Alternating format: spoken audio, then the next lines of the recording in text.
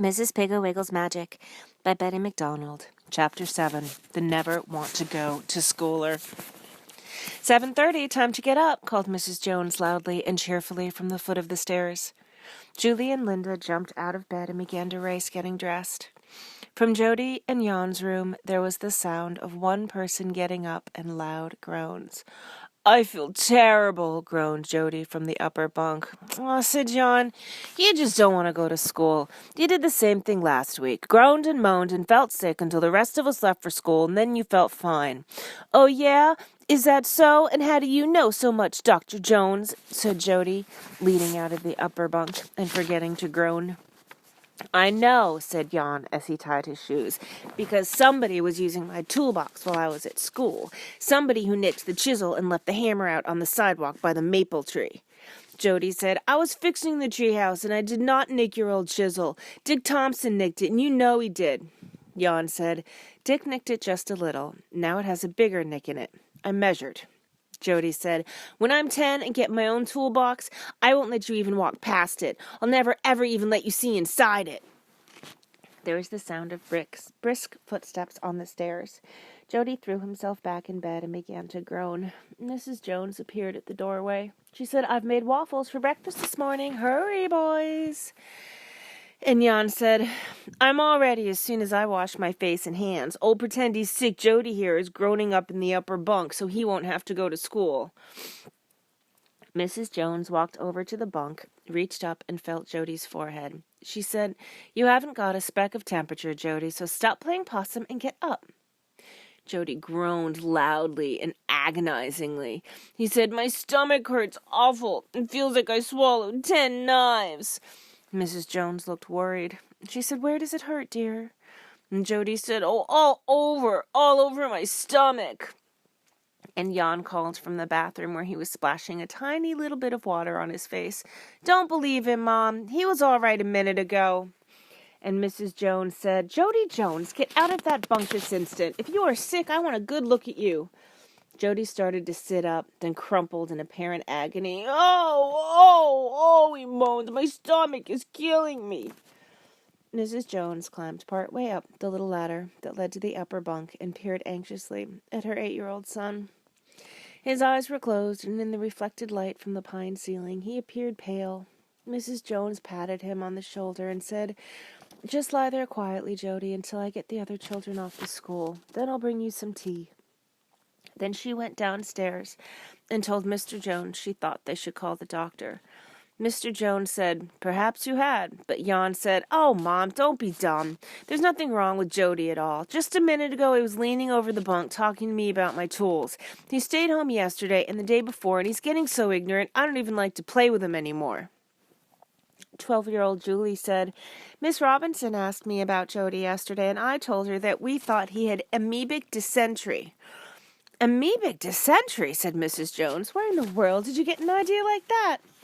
"We're studying about amoebic dysentery and hygiene," said Julie, "and personally I think Jody has all the symptoms." "Personally, I think Jody has hydrophobia, kleptomania," said Mr. Jones. "Really?" said Julie. "What are the symptoms?" "Pain in all cartilage and a slight stiffening of the esophagus," said Mr. Jones, solemnly buttering his waffle. "Is Jody gonna die?" wailed Linda, who was only 5 and didn't know what they were talking about. "Of course not," said Mrs. Jones. "Now hurry with breakfast or you'll be late to school." After the children had left for school and Mr. Jones had gone to the office, Mrs. Jones carried a tray up to Jody. On it were a pot of tea, 2 poached eggs, and 3 pieces of toast. Between groans, Jody ate every crumb. At exactly 9:02, he came pattering down to the kitchen in his pajamas and announced that he felt a tiny bit better and thought he'd go outside for a breath of fresh air. Mrs. Jones looked at him suspiciously, but he widened his large blue eyes and, as he was only 8 years old, a little small for his age, and seemed even smaller in 10-year-old Jan's pajamas, which he had swiped the night before, because he had forgotten that he had stuffed his own in the window seat when he was cleaning up his half of the room, Mrs. Jones convinced herself that he wasn't fooling and let him go out to play.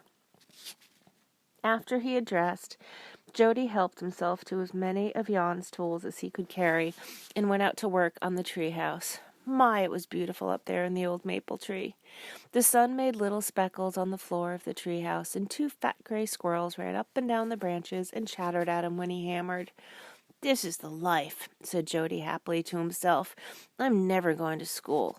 I'm going to be a carpenter, and that's certainly something old Miss Robinson doesn't know anything about."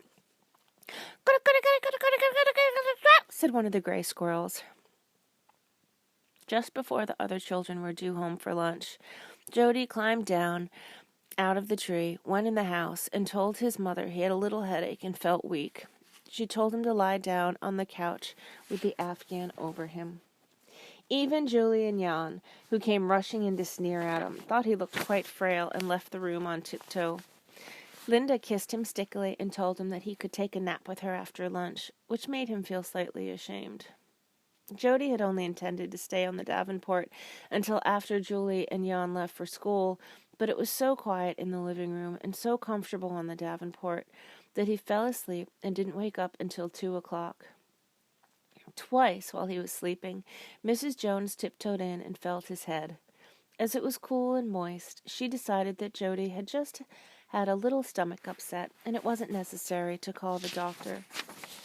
As soon as he waked up, Jody got up and worked on the treehouse until 10 minutes past 3. Then he skinned down out of the tree, rushed in and put away Jan's tools, and was again lying wistfully on the couch when Julie and Jan came home. Jan said that he was going to work on the treehouse, and did Jody want to help him? Jody said, "I'll just climb up and watch for a while. Thanks anyway, Jan."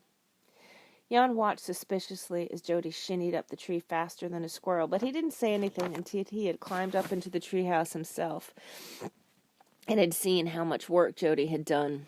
"I just wish Mother could climb up here and see how sick you are," he said carefully, examining his tools for scratches and nicks. Jody said, "I did feel sick this morning, but I got better after lunch. Hey, do you think this roof's going to be high enough?" Jan said, "Let's make it high enough so we can have a window. Wouldn't it be fun to look out our window at the old girls playing in the street below?" Jody's sickness was forgotten. Having had no lunch, Jody was starving for dinner and had 2 helpings of everything. When Mr. Jones passed him his second plateful, he said, "Your hydrophobia kleptomania seems to have cleared up. You'll certainly be well enough to go to school tomorrow, eh, Jody?" Jody, making his eyes as big as he could over a mouthful of baked potato, said, "I certainly hope so, Daddy. I hate to miss school." Jan choked on his milk, and Julie said that she thought all boys were disgusting and should eat out of troughs. Mr. Jones said, "From now on, conversation at this table is limited to current events." And so the children had nothing to say until dinner was over. After dinner, Linda went to bed and the other children were sent to their rooms to study. Jan went right to work on a theme he was writing, entitled My Most Interesting Experience. But Jody got out an old magic dot book and began filling in the pictures. "How do you spell dangerous?" asked Jan. "I don't know," said Jody. There was silence for a while. "How do you spell Africa?" asked Jan. "I don't know," said Jody. Silence. "How do you spell leopard?" asked Jan. "I don't know," said Jody. "Gosh, don't you know anything?" said Jan. "Sure," said Jody. "Lots of things, but not spelling, and I don't notice you're so good at it either. How do you spell dangerous? How do you spell Africa? How do you spell leopard?" He mimicked Jan. Jan said, "It's just that I happen to be writing a theme, and I don't have time to stop and think how to spell every single word." "What are you writing a theme about?" asked Jody. "My most interesting experience," said Jan. "Your most interesting experience," jeered Jody. "Ha! What do you know about Africa and leopards?" Jan looked embarrassed. He said, "Well, I'm pretending that one of Dick Thompson's Uncle Charlie's experiences was mine. Miss Hatfield's never been to Africa. She won't know the difference. Anyway, it'll be a lot more interesting than the time my dolly broke her front tooth, or the time I found my first crocus, like some of them are writing." Jody was busy filling in the last dots. He said, "Hey, look at this. It's an elephant. I thought all the time it was going to be a football field." They both laughed loudly, just as Mr. Jones called it was bedtime. The next morning when Mrs. Jones called, "Breakfast, boys," "Oh, oh, oh," he groaned, "my stomach." Jan said, "Oh, oh, oh, my stomach. I hate to go to school." Jody ignored him. "My stomach hurts awful," he moaned. Jan said, "You stay out of school all the time and you won't pass. You'll be just like that old Lemmy Carson that's 14 and in the 3rd grade." Jody closed his eyes and yelled louder than ever, "Oh, oh, oh, my stomach." Mrs. Jones came in and felt his forehead. It seemed a little hot, which could have been from the fact that Jody had his underwear on under Jan's pajamas, and it could have been from his groaning. Mrs. Jones said, "Just exactly where does it hurt, Jody?" And Jody said, "It's a sort of all-over terrible stomach ache." Mrs. Jones said, "You're sure you aren't just fooling, Jody?" And Jody said, "Oh, Mom, don't be silly. My stomach's killing me." Jan said, "Don't bother with old Lemmy Carson, Mom. He's not going to school anymore." Mrs. Jones said, "Who's Lemmy Carson?" Jan said, "Oh, he's a kid in school who's 14 and only in the 3rd grade." "Is there anything wrong with him?" Mrs. Jones asked. Jan said, "Nothing except he never goes to school." And Jody said, "Oh, oh, oh, my poor stomach. It aches awful." Mrs. Jones and Jan went downstairs. On the way down, Mrs. Jones said, "Jan, do you really think that Jody is just pretending?" "I know he is," said Jan. "He says he's going to be a carpenter and he doesn't have to go to school." Mrs. Jones said, "We'll just see about that," and went into breakfast. She didn't carry Jody any tray, and so at 9:01, he came down to the kitchen and said, "Mommy, I feel a little better, but I thought I should maybe have some more, His eyes strayed toward and became glued to a large bowl of ripe bananas. "Some bananas and cream and toast," he finished. And Mrs. Jones said, "Not with that stomach ache. A little tea, perhaps, but nothing else. Now march right upstairs and get back into bed." Jody went slowly and meekly. At 9:30, he asked his mother if he could get up. She said no, loudly and firmly. At 10 o'clock, he asked again for food. "No," said Mrs. Jones. At 10:30, he asked to get up. "No," said his mother.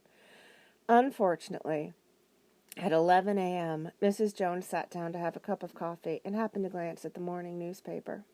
On the front page was a heart-rending story with vivid pictures of some little starving children. Mrs. Jones read the entire story twice, then called to Jody to come down and get his breakfast. He came down to the kitchen, all dressed in his play clothes, in about 7 seconds. Mrs. Jones gave him 2 shredded wheat biscuits with sliced bananas and plenty of rich cream, 2 scrambled eggs, 3 pieces of bacon, and a cinnamon bun. Jody ate it all, then went out to work on the treehouse. When the other children came home for lunch, Julie told her mother that Miss Robinson had told her that Jody was getting very behind in his school, and that if he was going to be sick long, Mrs. Jones had better go up to school and get his assignments, or else arrange to have the teacher who traveled around and taught invalids come to the house. Jan said, "Honestly, Mom, I don't see how you can be so dumb about Jody. He's just pretending. His old stomach never gets sore except on school mornings." Mrs. Jones said, "Now don't worry, children. I'll handle Jody. Julie, tell Mrs. Robinson I'll call her tomorrow morning." After she had put Linda down for her nap and had washed the lunch dishes, Mrs. Jones called up her friend, Mrs. Armadillo. She said, "Mrs. Armadillo, have you ever had any trouble getting Armand to go to school? Does Armand like to go to school?" "Oh, my, yes," said Mrs. Armadillo. "You know, Armand is only 8 years old, and he's in the high 7th. The teacher told me only yesterday that actually Armand could do high school work, but I don't like to force him." "Oh, no," said Mrs. Jones to herself. "You started teaching him to read when he was about 4 months old, and you started him in private school when he was 3, but sure, you don't like to push him." Aloud, she said, "Well, I'm not so fortunate. You see, Jody has decided that he doesn't want to go to school. Every morning he has terrible stomach aches and pains, and actually seems to be suffering until after 9 when he knows the bell has rung. I just can't understand it." Mrs. Armadillo said, "Perhaps he's having trouble in school. Perhaps he isn't happy with his new teacher." Mrs. Jones said, "Oh, I'm sure he likes Miss Robinson. All the children have had her, and they've all loved her. Mrs. Armadillo said, well, some children are high-strung and sensitive, and the confusion of a large public school is just too much for their little nervous systems. That's why we took Armand out of public school and put him in Miss Walkinshaw's school for exceptional children. I'll call Miss Walkinshaw right now if you wish. And Mrs. Jones says, oh, no, please don't bother, Mrs. Armadillo. I'll talk to Jody and see if something is troubling him. If I should decide to take him out of public school, I'll let you know. And she hung up. That little earwig of an Armand, she said angrily to herself. Imagine that high seventh, and he was only 8 last month. What's going on? And she called to Jody, who quickly shimmied down the tree trunk and came loping into the kitchen, beaming and expecting more food. Mrs. Jones took him on her lap. She said, Jody, dear, is something at school bothering you? And Jody said, Say, do we have any of those big ginger cookies, that kind Mrs. Maxwell bakes? Mrs. Jones said, Jody, I want to talk to you about school. Do you like Miss Robinson? Sure, said Jody. She's all right. Mrs. Maxwell bakes those big ginger cookies every single Saturday. Those are the cookies I mean. Mrs. Jones pushed Judy rather rudely from her lap. She said, oh, go out and play. Jody, looking puzzled, went out, but called from the front gate, I'll go down and ask Mrs. Maxwell how to make those ginger cookies if you want me to. Mrs. Jones said, don't bother, and shut the door firmly. Then she called her friend Mrs. Wheeling and asked her if she ever had any trouble making Kitty go to school. Mrs. Wheeling said no, but she knew plenty of mothers who had trouble with not want to go to schoolers. She told Mrs. Jones to call Mrs. Piggle, and Mrs. Jones did. Mrs. Piggle said, oh, so that's where Jody's been. I wondered why I hadn't seen him pass the house lately. Well, what he needs is some ignorance tonic. I'll send a bottle over with Jan. Give Jody a tablespoon right away, another after dinner, another in the morning, before lunch, and before dinner tomorrow. Keep it up until he asks to go back to school. Mrs. Jones thanked Mrs. Piggle and hung up. At 3:15, Jan handed his mother a package from Mrs. Piggle. It contained a large black bottle marked Ignorance Tonic. Mrs. Jones measured a tablespoonful into a small glass, called Jody in, and handed it to him. What's this? Jody asked. Something for your pain, said his mother. Jody said, but they're gone now. And his mother said, this is to prevent their returning tomorrow morning. Now drink it. Jody did. He said, tastes just like chocolate syrup. And he went out to play. He climbed up into the treehouse, sat down, and began pounding in a nail upside down with the pliers instead of the hammer. Jan said, hey, what are you doing? And Jody said, pounding, only he really said pounding, because his throat had suddenly become thick and choky. Jan said, why don't you use the hammer? And Jody said, what's a hammer? And Jan said, don't try to be so funny. Here, and handed him the hammer. Jody took it, but began pounding with the handle. Jan grabbed the hammer away from him. What's the matter with you anyway? Nothing, Jody said, and laughed a high, silly giggle. Just then, Julie called from below, hey guys, come on down and play Kick the Can. There's Molly and Larry and Susan and Kitty and Ann and Joan and Dick and Hubert and Patsy and Mary Lou and everybody. So Jan and Jody climbed out of the tree, and Julie began to count them out. Ibbity-bibbity-sibbity-sab, ibbity-bibbity-kasaba. Jody was it. They told him to count to 500 by fives. He leaned against the maple tree and closed his eyes, but he couldn't think. 5, he said. Let's see what comes next. And he couldn't remember. He decided to count to 100 by ones. He began in the funny, thick voice he now had. 1, 2, 3. But that was as far as he could go. He couldn't remember what came after 3. From all around, from one end of the block to the other, he could hear the shouts of ready, and he hadn't finished counting. He decided to just stand by the tree for a while and pretend he had counted, the way Linda did. The tree trunk felt smooth and smelled spicy and delicious. He could hear the gray squirrels scolding the children from way up in the top branches. My, it was pleasant and dark behind his closed eyes. Jody fell asleep. After about 10 minutes of shouting, "Ready!" some of the children began stealing toward base. Clank! Larry Gray kicked the can clear down to the corner, then ran like mad. Jody didn't move. Julie came out from behind the hedge and yelled right in Jody's ear, "Ready!" And Jody jumped and rubbed his eyes. "What am I?" he said, yawning. "My gosh, Jody," said Julie, stamping her foot. "You're too slow. You spoiled the whole game. Now go and get the can. It's way down by the Thompsons." Jody ambled slowly down towards the Thompsons, but when he got down there, he couldn't remember why he was there. He said good afternoon to Mrs. Thompson, who was weeding her perennial bed, then just stood blinking in the afternoon sun. Up the street, the children were all yelling. He wondered what they wanted. Mrs. Thompson said, "There's the can right there in the parking strip, Jody. Hurry and maybe you can catch them all." Jody picked up the can and ambled back toward the maple tree. As soon as he got near it, the children all ran and hid. Jody put down the can and automatically began, "Ready or not," but then he couldn't remember the rest. "Ready or not, ready or not, ready or not." Julie came out from the hedge and pushed him rudely away from the tree. "Oh, go and hide, dummy," she said. "I'll be it." And she covered her eyes and began, 5, 10, 15, 20. Jody sat down by the hedge and stared vacantly up at the sky. After a long time, he noticed that there was no one around, that everyone had apparently gone home, so he went into the house. The family were at dinner. His mother said, "Where in the world have you been? The other children came in half an hour ago. Now go upstairs and wash and hurry." And Jody went upstairs, but couldn't remember what he had come up for, so he went down again and into dinner. He sat down next to Jan, picked up a spoon, and began eating. Jan said, "What are you eating with a spoon for, baby?" Jody asked, "What's a spoon?" Jan and Julie laughed. Mr. Jones asked, "How do you feel tonight, Jody? Pain's all gone?" Jody repeated after him, "Pain's all gone." Mr. Jones said, "You sound as if you had a cold." And Jody said, "I'm warm enough." Julie said, "Daddy asked you if you had a cold, dope."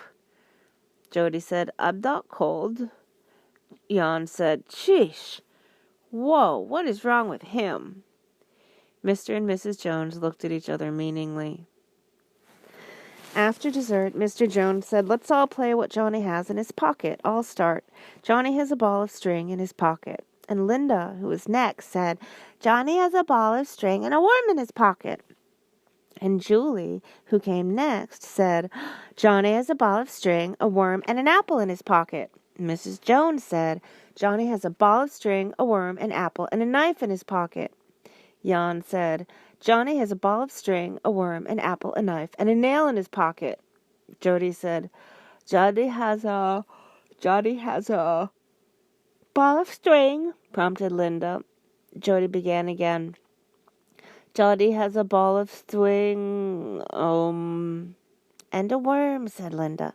"Johnny has a worm," said Jody, and looked around proudly. Jan said, "Oh, come on. Let's heave him out. Come on, Daddy." And Mr. Jones said, "Come on, Jody. Johnny has a ball of string, a worm, an apple, a knife, and a nail in his pocket." And Jody said, "I can't remember all that. I don't want to play." And he began to cry. And Mrs. Jones sent him to bed. The next morning, Jody didn't have to pretend he was sick, because when he woke up, all the other children had already gone to school.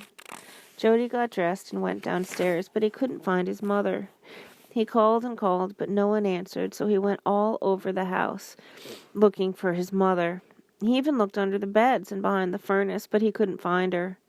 When he came back to the kitchen, he found a piece of paper sticking in the refrigerator door. It said, "Dear Jody," and then there was some more writing, but Jody couldn't read it. He began to cry. There was a knock at the back door. Jody wiped his eyes on his sleeve and opened the door. The laundryman said, "Is your mother home, Jody?" And Jody said, "No, I don't know what happened to her," and began to cry again. The laundryman said, "Didn't she leave a note?" And Jody said, "Yes, but I can't read it." And the laundryman said, "Let me see it." And Jody handed him the piece of paper, and the laundryman read, "Dear Jody, I'm going to the grocery store. Your medicine and your orange juice are in the refrigerator. There are sausages and toast in the oven. I'll be home in a very little while. Mother. P.S. Be sure and tell the laundryman that the laundry is in the basement." Jody thanked the laundryman, took his medicine, and ate his breakfast. Then he went out to the treehouse, but he kept forgetting which end of the hammer to use. He couldn't remember where they kept the nails. He forgot where they were going to put the window. He couldn't measure the boards because he couldn't count or read numbers anymore. So he climbed down and just sat on the grass until Julie, Jan, and Linda came home. "Hey," said Jan. "How are you this morning?" Jody said, Julie said, "Let's hear you count to 10 then." And Jody said, "I don't want to." And Julie said, "You mean you can't anymore?" And Jody said, "No." And Linda mocked him. "Yeah, can't count." Jody began to cry, so the other children went into lunch just as Mrs. Jones came back from the store. Seeing Jody crying under the maple tree, she asked him what the trouble was. And Jody said, "The other kids are teasing me." And his mother said, "What do they tease you about?" And Jody said, "They call me a dummy. I'm not a dummy, am I?" And his mother said, "I hope not, dear," and went in to fix lunch. All afternoon, Jody just sat in the sun because he couldn't think of anything to do. When the children came home from school, they played kick the can, but they didn't ask him to play, so he just watched and dozed. At dinner, the family all played What Johnny Has in His Pocket again, but they didn't even try to include Jody, so after eating his dinner with a spoon, he just sat and watched the candle wax drip down the candles in the middle of the table. After dinner, Jan and Julie went up to study. Linda went to bed, and Jody climbed up into his bunk and looked at the ceiling. There were 2 knotholes that looked just like owls' eyes. Jody looked at them until he fell asleep. At 8:30, Mrs. Jones came in with a bottle of ignorance tonic, but finding Jody asleep, decided to wait until morning before giving him any more. The next morning, Jody woke up so very early he could hear the paper boy whistling as he threw the papers thump, thump, thump into each porch.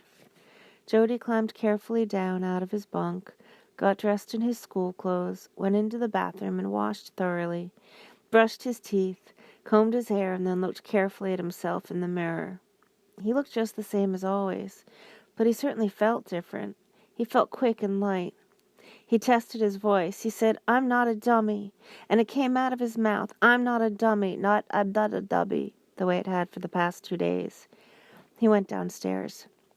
It seemed very peaceful in the early morning sunlight. Jody decided to squeeze the orange juice for his mother. He went to the cooler for the oranges and found stuck under the box the note his mother had left for him the day before. He picked it up and was surprised to find that he could read it. Every word.